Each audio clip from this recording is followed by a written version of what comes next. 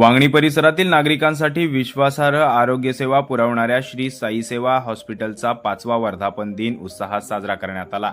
यावेळी परिसरातील अनेक मान्यवर मंडळींनी भेट देत रुग्णालय व्यवस्थापनाचे कौतुक करत शुभेच्छा दिल्या।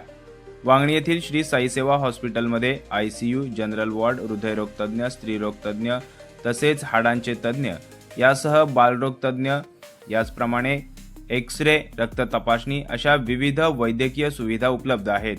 रुग्णांना 24 तास उत्कृष्ट वैद्यकीय सेवा माफक दरात देण्याचा प्रयत्न हॉस्पिटलच्या माध्यमातून केला जातोय। गेल्या 5 वर्षात अनेक रुग्णांना वेळेवर उपचार तसेच आवश्यक वैद्यकीय सुविधा उपलब्ध करून देत या रुग्णालयाने परिसरात आपली वेगळी ओळख निर्माण केली आहे।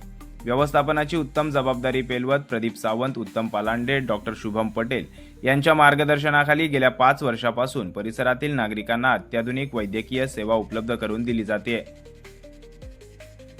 वांगणी तसेच नेरळलगतच्या आणि परिसरातील गावांमधील नागरिकांसाठी श्री साई सेवा रुग्णालय हे आरोग्य सेवेचे महत्त्वाचे केंद्र ठरतंय।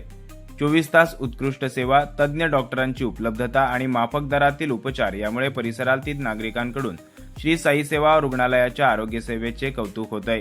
या वर्धापन दिनाच्या निमित्ताने आयोजित छोटेखानी कार्यक्रमात वांगणी शिवसेना शहर प्रमुख Prasad Parab, Wangani chemist and druggist असोसिएशनचे चेअरमन किशोर शेलार तसेच संपत देशमुख, अक्षय हिसाळगे यांच्यासह रुग्णालय व्यवस्थापनाचे डॉक्टर तसेच इतर कर्मचारी देखील उपस्थित होते।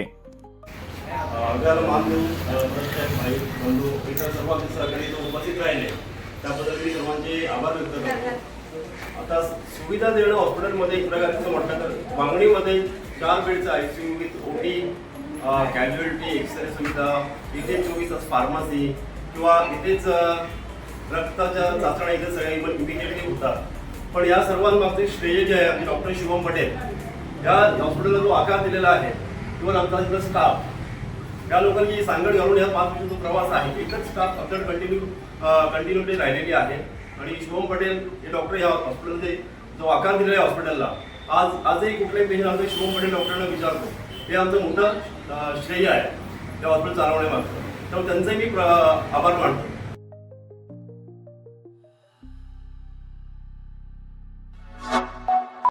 Like, comment, share and subscribe.